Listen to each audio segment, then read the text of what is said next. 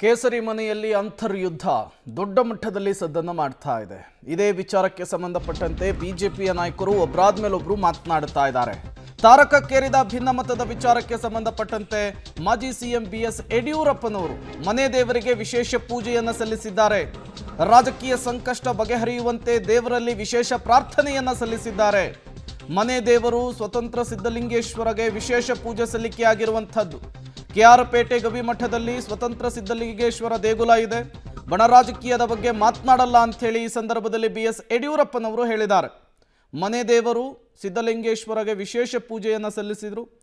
ಅದಾದ ಮೇಲೆ ಈ ಬಣ ರಾಜಕಾರಣದ ವಿಚಾರಕ್ಕೆ ಸಂಬಂಧಪಟ್ಟಂತೆ ಬಿಜೆಪಿಯ ಅಂತರ್ಯುದ್ಧದ ವಿಚಾರಕ್ಕೆ ಸಂಬಂಧಪಟ್ಟಂತೆ ಮಾಧ್ಯಮಗಳು ಕೇಳಿದಂತಹ ಪ್ರಶ್ನೆಗೆ ಸಿಎಂ ಸಿದ್ದರಾಮಯ್ಯನವರು ಉತ್ತರಿಸಲ್ಲ ಅಂತ ಹೇಳಿದ್ದಾರೆ.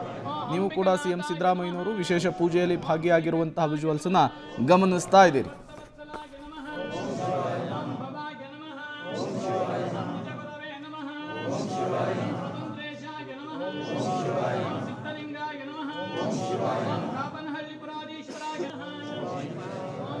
ದೇವಸ್ಥಾನ ನಮಗೆ ಬಹಳ ಪವಿತ್ರವಾದಂಥದ್ದು. ನಮ್ಮ ತಂದೆಯವರು ವರ್ಷ ಕಾಲ ಇಲ್ಲೇ ಇದ್ದು ಸ್ನಾನ ಮಾಡುತ್ತಾ ಪೂಜೆ ಮಾಡ್ತಾ ಇದ್ದದ್ದು ಸಹ ಇವತ್ತು ನನ್ನ ನೆನಪಿದೆ. ಆ ರೀತಿಯ ಒಂದು ಶಕ್ತಿ ಭಕ್ತಿ ಕೇಂದ್ರ ಇದು. ಅಲ್ಲಿ ಸ್ವಾಮಿಯ ದರ್ಶನ ಮಾಡೋಕ್ಕೋಸ್ಕರ ನಾನು ಬಂದಿದ್ದೇನೆ.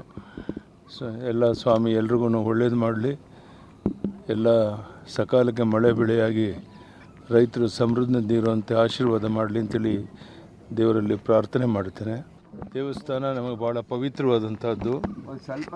ನಮ್ಮ ತಂದೆಯವರು ವರ್ಷ ಕಾಲ ಇಲ್ಲೇ ಇದ್ದು ಸ್ನಾನ ಮಾಡುತ್ತಾ ಪೂಜೆ ಮಾಡ್ತಾ ಇದ್ದದ್ದು ಸಹ ಇವತ್ತು ನನ್ನ ನೆನಪಿದೆ. ಆ ರೀತಿಯ ಒಂದು ಶಕ್ತಿ ಭಕ್ತಿ ಕೇಂದ್ರ ಇದು. ಅಲ್ಲಿ ಸ್ವಾಮಿಯ ದರ್ಶನ ಮಾಡೋಕ್ಕೋಸ್ಕರ ನಾನು ಬಂದಿದ್ದೇನೆ.